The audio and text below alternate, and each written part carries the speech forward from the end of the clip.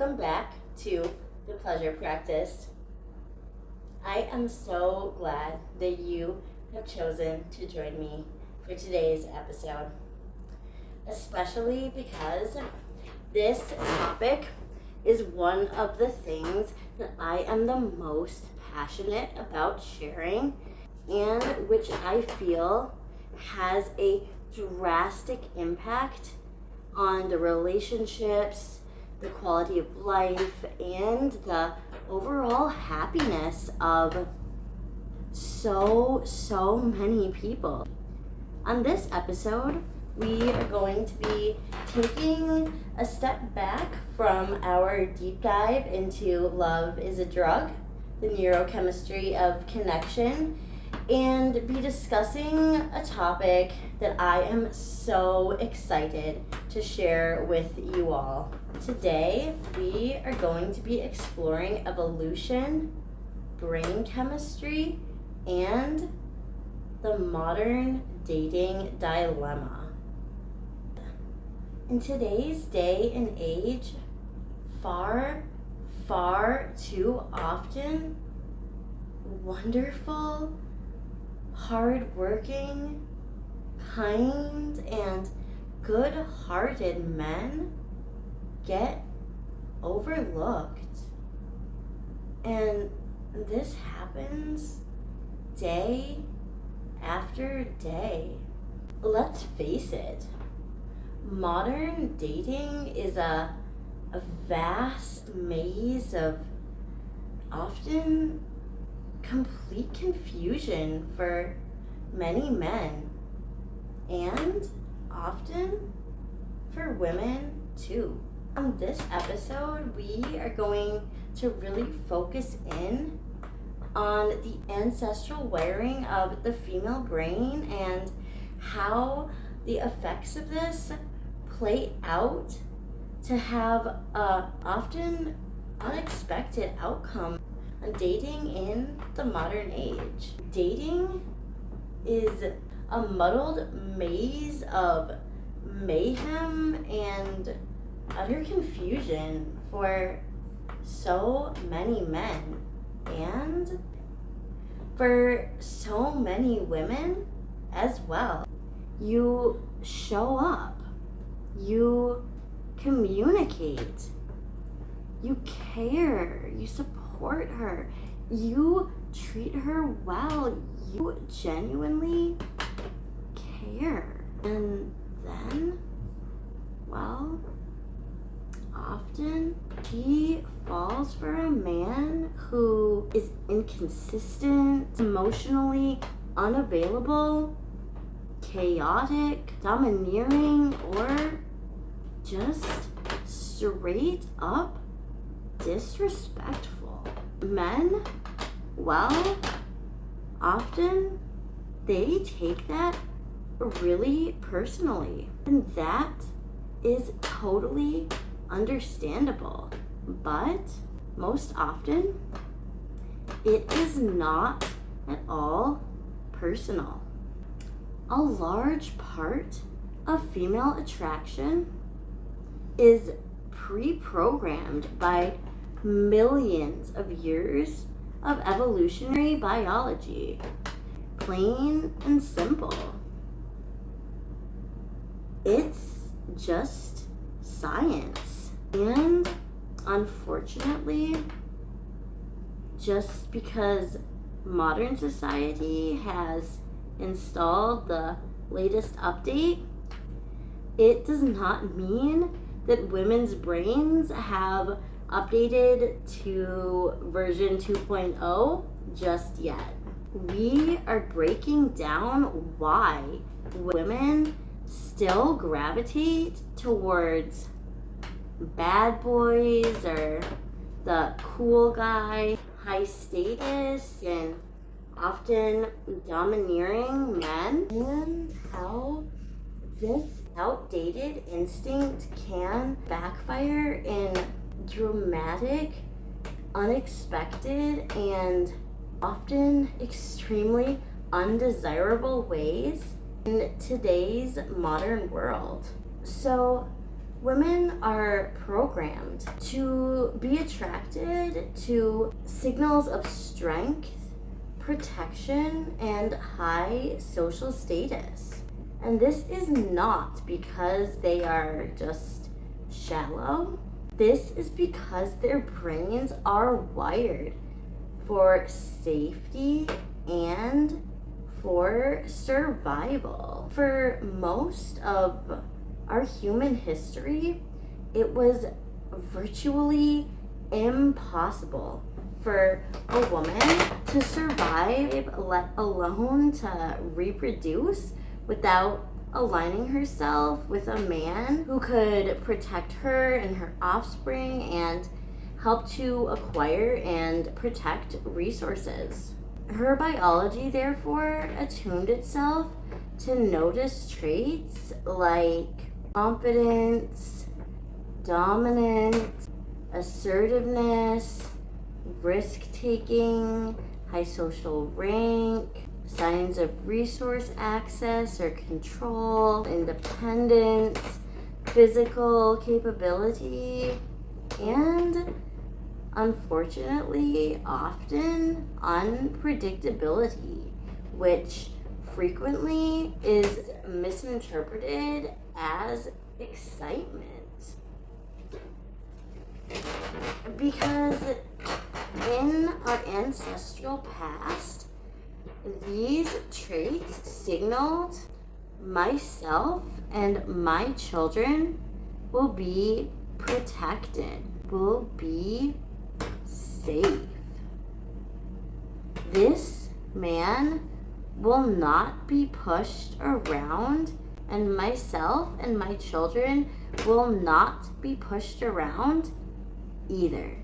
In our ancestors' world, the guy who was nice, patient, agreeable, conflict avoidant, and accommodating, he was usually not the one who could keep predators, rival males, or resource threats at bay.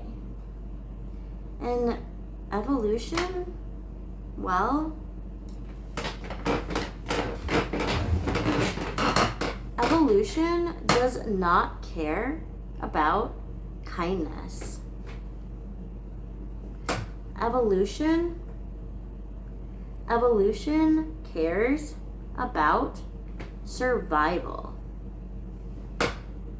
So the problem is that modern society does not require protection in the same way. The attraction blueprint, well, it just hasn't quite caught up yet. Today, in most societies, especially in first world or Western countries, women do not actually need protection from rival tribes, a man with physical dominance, a man with hunting ability, a man who controls resources, or a man who can physically fight off threats. But the instincts are still calibrated for that ancient ancestral world and not for this one. That is why so often women will say that they want vulnerability, emotional support, and a loyal and loving man. Yet, on the other hand, they feel intense attraction to men who display confidence, bordering on arrogance, emotional unavailability, unpredictability, high status or ambition, competitive aggression, and independence, even to the point of detachment. It is not intentional hypocrisy. This is just biology plain and simple. Because the whole bad boy thing, it is not about morals or right and wrong. It is simply about neurochemical triggers. Women do not desire cruelty, but they do desire chemical reaction. And many bad boy traits trigger excitement, novelty, unpredictability, literally increase a dopamine spike.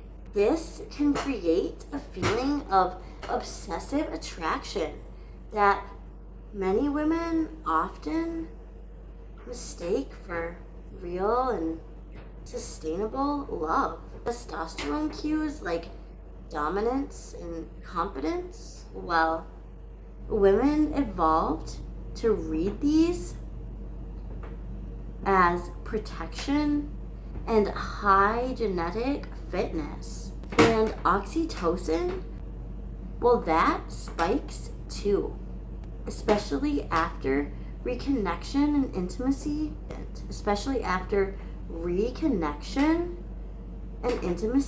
with someone who is inconsistent. This creates a cycle. Consistency leads to anxiety, leads to heightened bonding when reunited. An incredibly addictive attachment loop, similar to trauma bonding.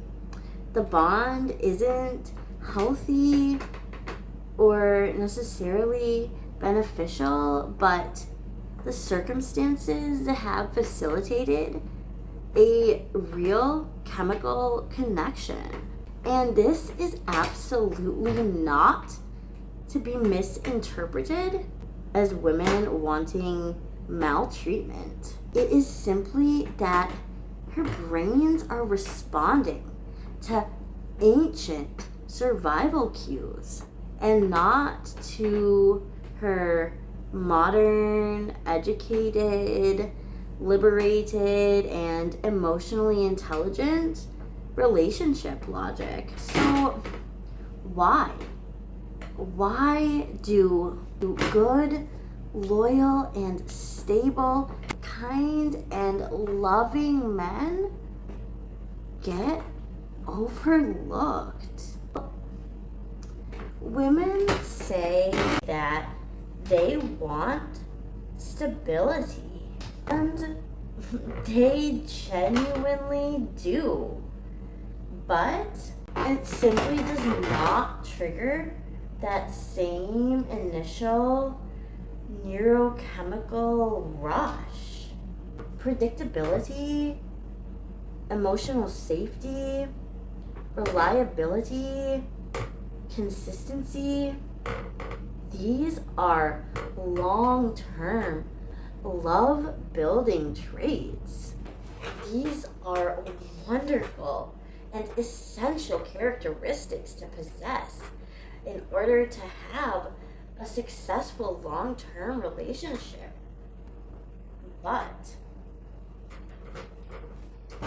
they are not lust-triggering traits. And early stages of attraction are most often driven by the nervous system. Long-term attraction is driven by the heart. So when women choose a partner based on dopamine, they pursue excitement. But when they choose based on oxytocin, well, then they choose stability and sustainability.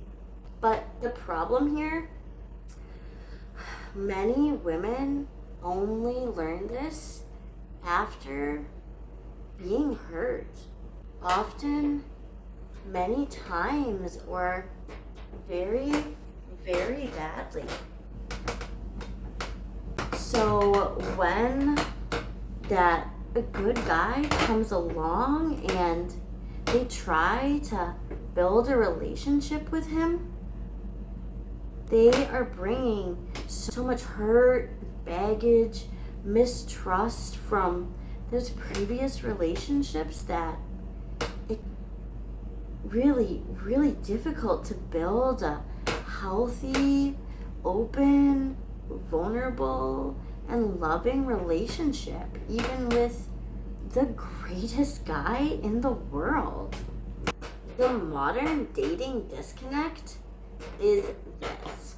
Women are wired for one thing, but they genuinely want to live a life that is built on another. This creates the biggest relationship conflict in the modern world. Women are biologically drawn to traits that more often than not do not make good long-term partners.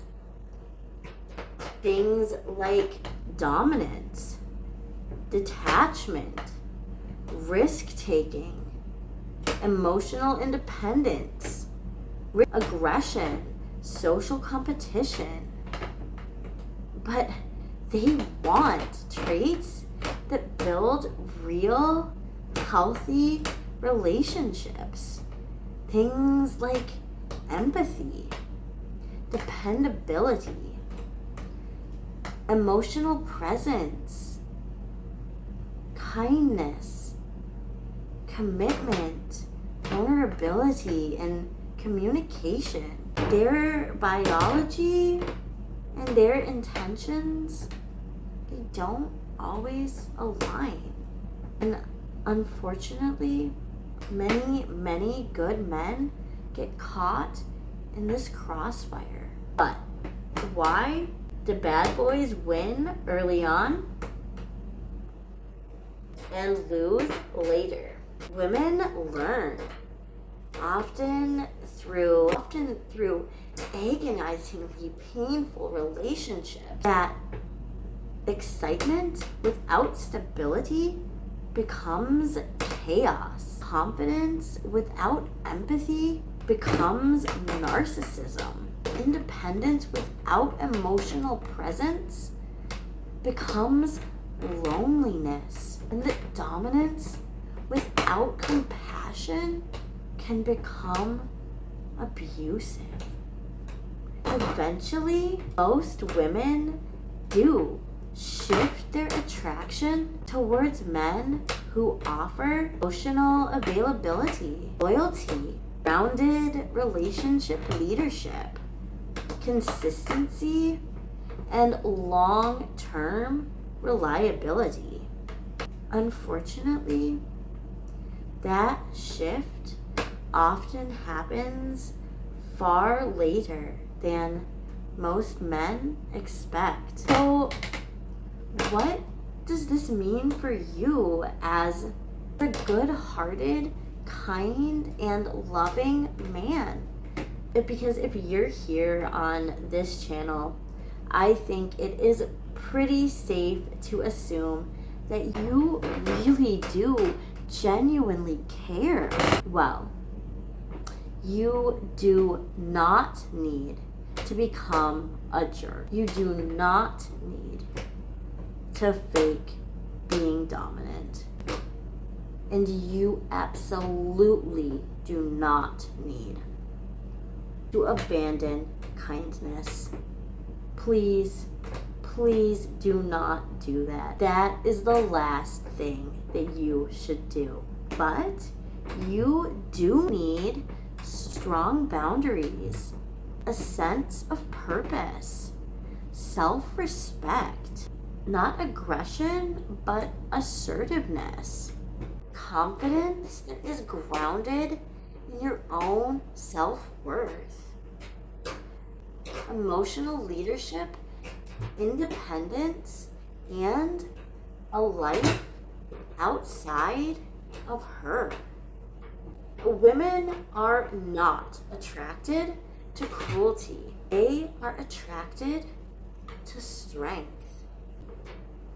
Cruelty is unfortunately just how some men attempt to display it. You can embody strength without sacrificing a modicum of kindness. You can be stable without being boring. You can be deeply loving and connected without being a pushover. Because the most attractive men in modern dating are the ones who are able to blend masculine confidence and emotional depth, dominance in life with gentleness and connection, and self-respect with understanding and vulnerability. That is something that even evolution can't resist. So,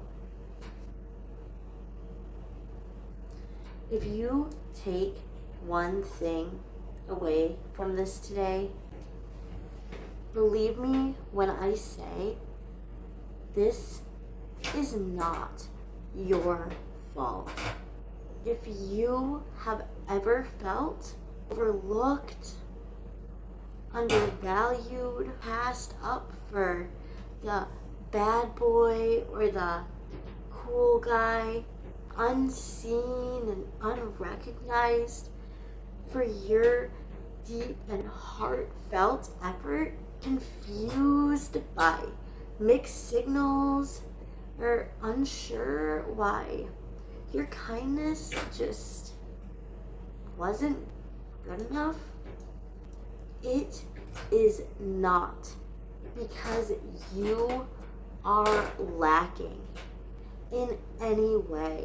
It is simply because her nervous system is wired for a world that no longer exists. Once you can understand that, then everything, it gets a little bit easier. Once she understands that, she can choose you with the confidence and the clarity that you so deeply deserve. Thank you so much for joining me today. I really hope that you were able to get something out of this episode.